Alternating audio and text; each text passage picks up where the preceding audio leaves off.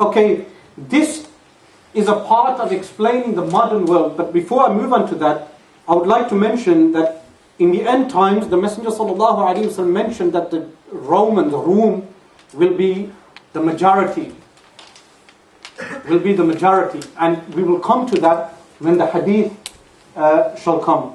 In this hadith of Rasulullah ﷺ, a time shall come upon people that none of them shall remain except that he has consumed usury riba. And he who does not consume it will be afflicted with its dust. Asabahu min ghubari, which the wording of the hadith is عن أبي هريرة رضي الله عنه أن رسول الله صلى الله عليه وسلم قال لا يأتين على الناس زمان لا يبقى منهم أحد إلا أكل الربا فمن لم يأكله أصابه من غباره. A time shall come upon people that none of them will remain except he has consumed riba, and whoever does not eat it أصابه من غباره, he will be afflicted with its dust. Now this is a clear indication to the banking system. Today, if someone does not consume riba, he must deal with paper money. He will have paper money with him. And that paper money is based upon the very banking system that we oppose. But everyone, Muslim or non-Muslim, is using paper money and afflicted with the dust of riba, usurious transactions. وعن ابن مسعود رضي الله عنه عن النبي صلى الله عليه وآله وسلم أنه قال بين يدي الساعة يظهر الربا والزنا والخمر. Before the hour shall become rampant usurious transactions, fornications and alcohol. Usually the root cause of the injustices of our time. And the banking system is mainly in this land, the one you see here. And also in this one, this little island here. And when I say capital of shaitan, that's not without reason. These are the nations that people are assimilating to, who the Messenger ﷺ told us about, that they, the Jews and the Christians, the Anglo-Judaic Christian society that we live in today, the Muslims will imitate them in everything. And the banking system is also based in these places. Now this is not a hadith, this is a quote from Benjamin Franklin. The inability of the colonists to get power to issue their own money permanently out of the hands of George III and the international bankers was the prime reason for the Revolutionary War. Showing you that the wars that come about are based upon the banking system. And now the banking system alone deserves a lecture, and the ulama must deal with this problem. The problem of interest-based transactions. And many ulama have written on the subject, but governments are not heeding the advice of those ulama. But this is something which Rasulullah ﷺ told us shall come about. Now this is a hadith relating to the police. Again, do we have police officers here? Yeah. Yes. Okay. At the end time there shall be police, shurat. A shurti is a police officer. They shall leave in the morning under the anger of Allah subhanahu wa ta'ala. The word here used is ghadab. And return under the wrath of Allah subhanahu wa ta'ala. The word used here is sakhat. Be aware that you be a part of their retinue. Be aware that you be a part of their retinue. Why? Because of injustice. Especially in the Muslim world. And in the non-Muslim world. But in the Muslim world, every other person they commit injustice on is a Muslim. And dhulm, oppression, is something which is haram, forbidden, whether it is done on a Muslim or a non-Muslim. Oppression.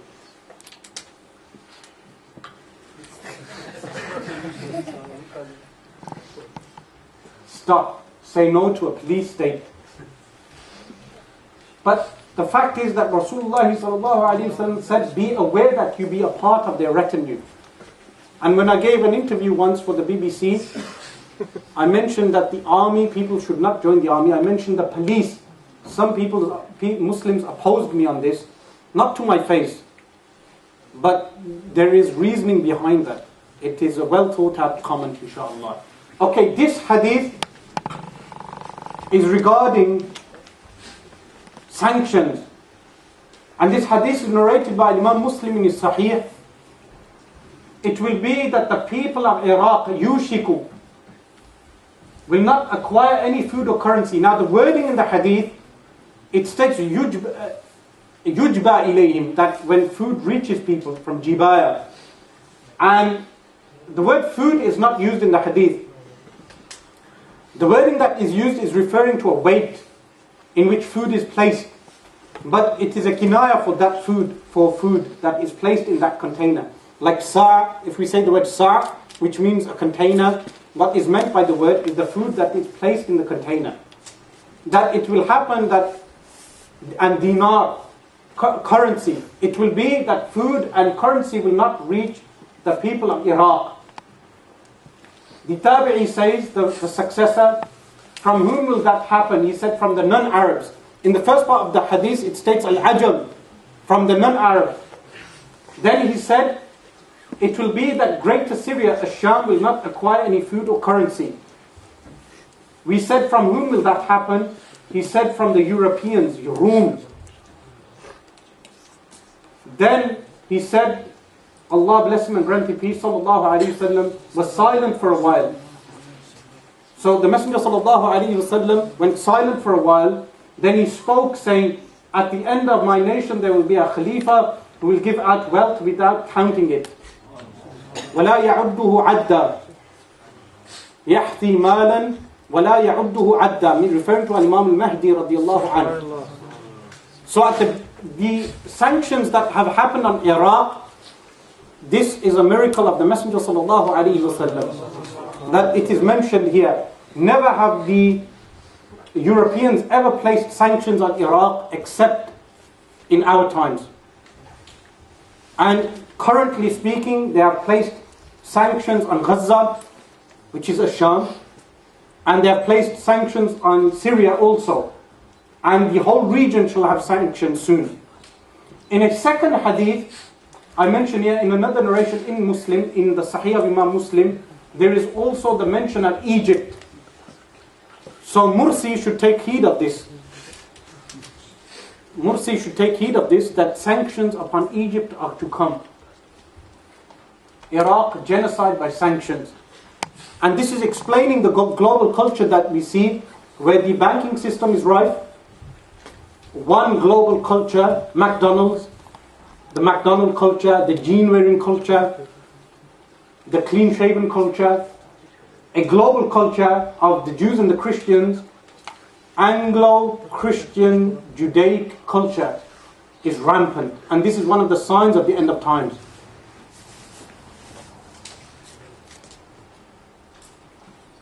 This hadith, which is narrated by Imam Hakim al-Mustadrak and Imam Ibn Majah, is regarding the malahim. Now, the way the word fitna has many meanings, the word malhama also has many meanings.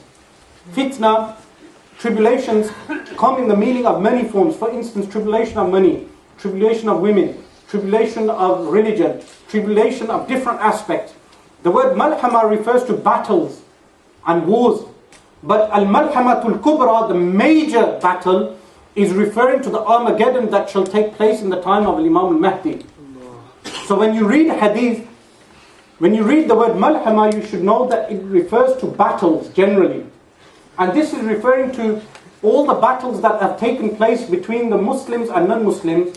When the great battles take place, malahim, an army of foreign clients, mawali, will come out of Damascus. The noblest of the Arabs in cavalry and most skillful in weaponry.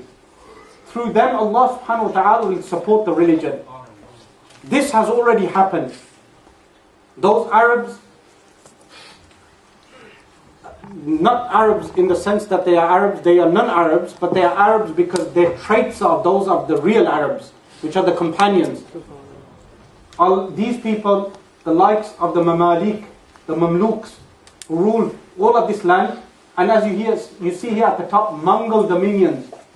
The Mongols, who we've covered, who sacked Basra, sacked Baghdad, they moved on and they wanted to sack Makkah al-Mukarramah and al-Madinah al-Munawwarah.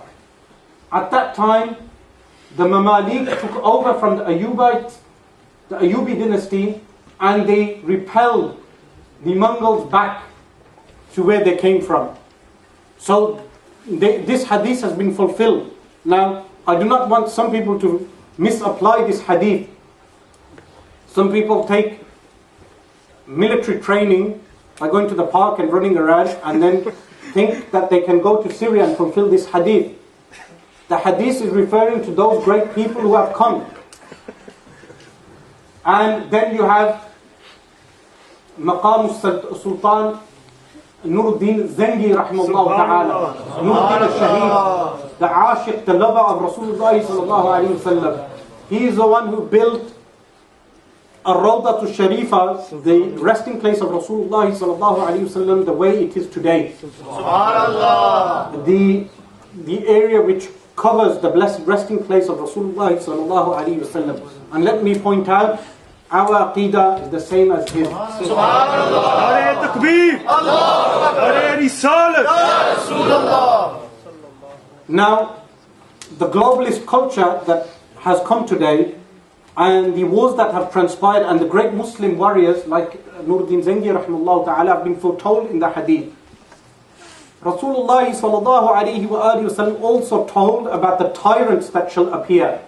This is a famous hadith. Rasulullah sallallahu alayhi wa sallam said there will be prophethood and nabuwa among you as long as Allah wishes.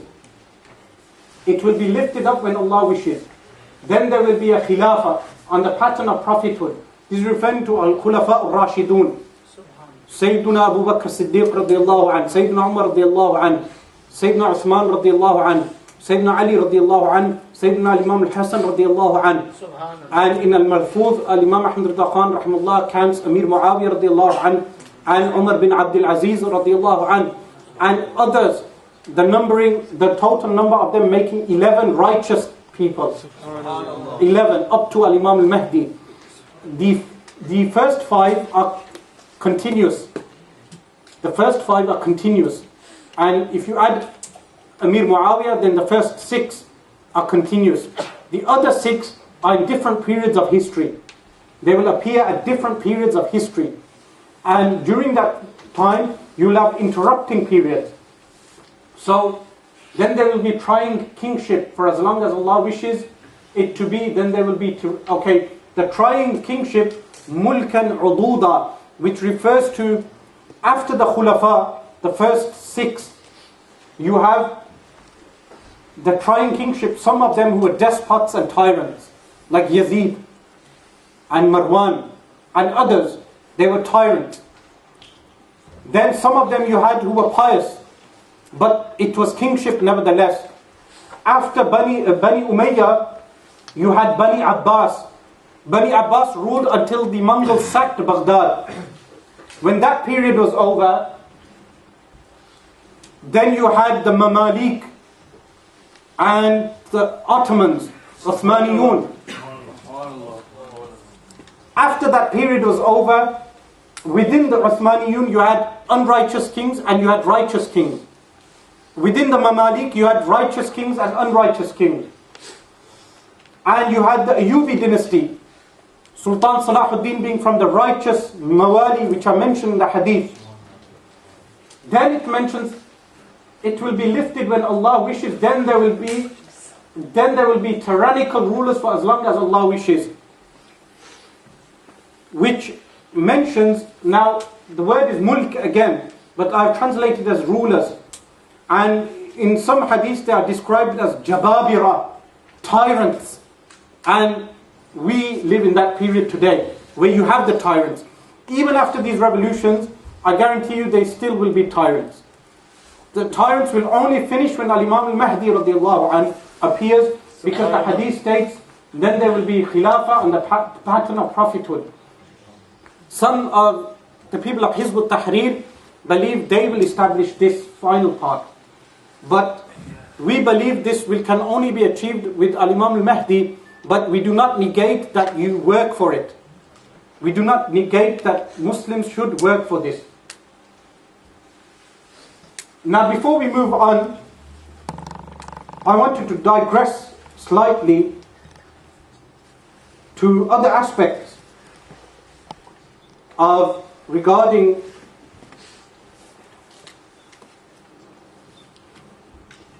signs of the end of times, where Allah subhanahu wa ta'ala states, يا معشر الجن والإنس إن استطعتم أن تنفذوا من أقطار السماوات والأرض فانفذوا لا تنفذون إلا بسلطان. O company of jinn and mankind, if you are able to pass beyond the regions of the heavens and the earth, أقطار السماوات والأرض, which is here أقطار السماوات والأرض, the regions of the heavens and the earth, then pass. You will not pass except by authority. Showing that the Qur'an does not negate space travel. Subhanallah. That Allah subhanahu wa ta'ala has told us that if you want to pass through the regions of the heaven and the earth, you will be able to do so as long as you have the authority from Allah subhanahu wa ta'ala. This is why traveling to the moon is not impossible. And some would claim that they did not travel to the moon. That is not the point of the discussion. The point is that the Qur'an has not negated traveling to the moon. Whether it has been done or not is a matter of research.